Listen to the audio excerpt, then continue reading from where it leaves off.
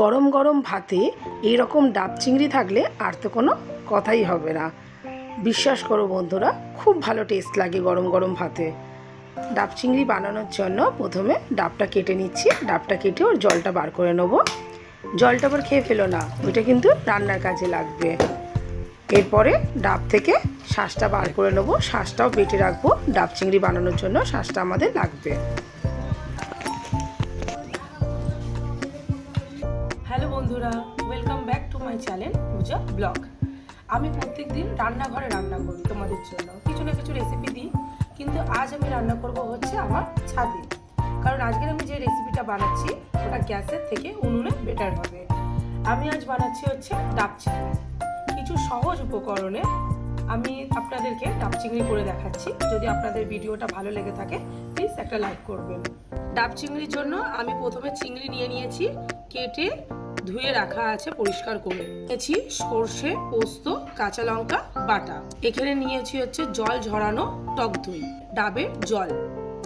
এটা হচ্ছে ডাবের শাঁস বাটা, কিছুটা পরিমাণ সর্ষের তেল, হলুদ গুঁড়ো, লঙ্কা গুঁড়ো, নুন আর চিনি।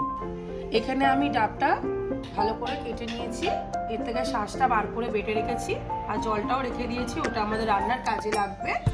আর এর মধ্যে এবার আমি চিংড়িটা মাখিয়ে এর মধ্যে দেব। তাহলে চলুন চিংড়িটা মাখানো যাক। প্রথমে চিংড়ির ওপর হলুদ দিলাম, লঙ্কা গুঁড়ো আর সামান্য লবণ। এরপরে দিয়েছি ডাবের যে শাঁসটা বেটে রেখেছিলাম ওইটা, আর 2 চামচ টক দই।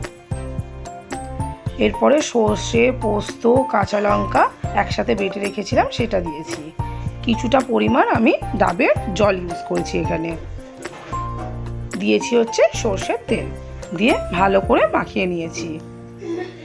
নিয়ে এই চিংড়ি মাখানোটা এবার ডাবের ভেতরে দিয়ে দেবো। এবারে যে চিংড়িটা মাখিয়েছি এটা আমি ডাবের মধ্যে ভালো করে দিয়ে দেবো।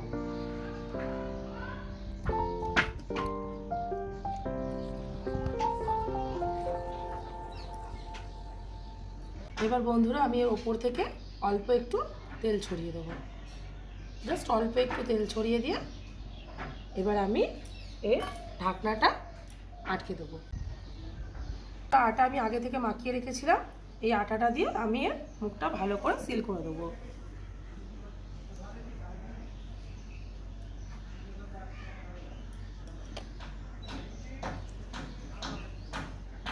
এতে কি হবে, বাইরের ভাবটা চলে আসবে না, আর একটু তাড়াতাড়ি রান্নাটাও হয়ে যাবে।